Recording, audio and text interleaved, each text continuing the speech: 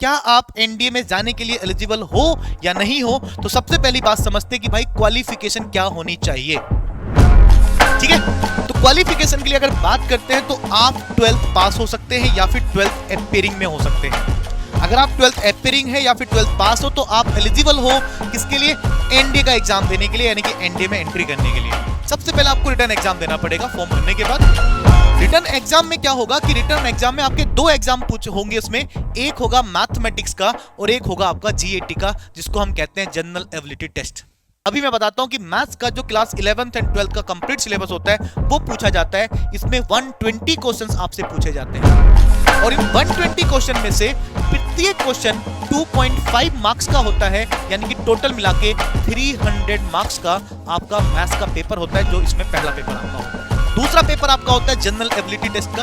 इस general ability test में हम पोर्शन में डिवाइड कर सकते हैं कि जैसे पहले 50 क्वेश्चन जो होते हैं वो इंग्लिश के फिक्स होते हैं। इसमें आपसे इंग्लिश पूछी जाती है, इंग्लिश के साथ साथ physics, chemistry, biology, geography, history, economics, current affair, ठीक है, ये सारी चीजें ओवरऑल इसमें पूछी जाती है। 50 नंबर यानी 50 क्वेश्चन होते हैं इंग्लिश के। बाकी 100 क्वेश्चन में से आपका physics, chemistry, biology, history, geography, economics, current, बाकी सारी चीजें आपकी 100 क्वेश्चंस में पूछी जाती है, यानी कि 150 क्वेश्चंस का ये पेपर होता है, जिसके लिए टाइम मिलता है 2.5 आवर का, यानी कि 2.5 घंटे का पूरा समय मिलता है। और यहां पर आपको पूरा एक क्वेश्चन के लिए 4 मार्क्स मिलते हैं।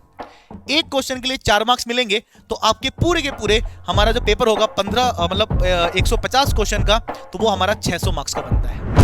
यानी कि 600 मार्क्स का आपका जीएटी का पेपर हुआ और 300 मार्क्स का आपका मैथ्स का पेपर हुआ। दोनों पेपर मिलकर आपका जो मार्क्स बने वो बने 900 मार्क्स। यानी कि पहला जो रिटर्न हमारा होता है वो 900 मार्क्स के लिए लड़ाई हो रही होती है। और अप्रोक्सीमेट 7 से 8 लाख बच्चे फॉर्म भरते हैं। और सिलेक्शन रेशियो की अगर बात करते हैं तो मात्र रिटर्न क्वालिफिकेशन की बात कर रहा हूं मैं, रिटर्न क्वालिफाई करते हैं मात्र 8 से 10 हजार बच्चे।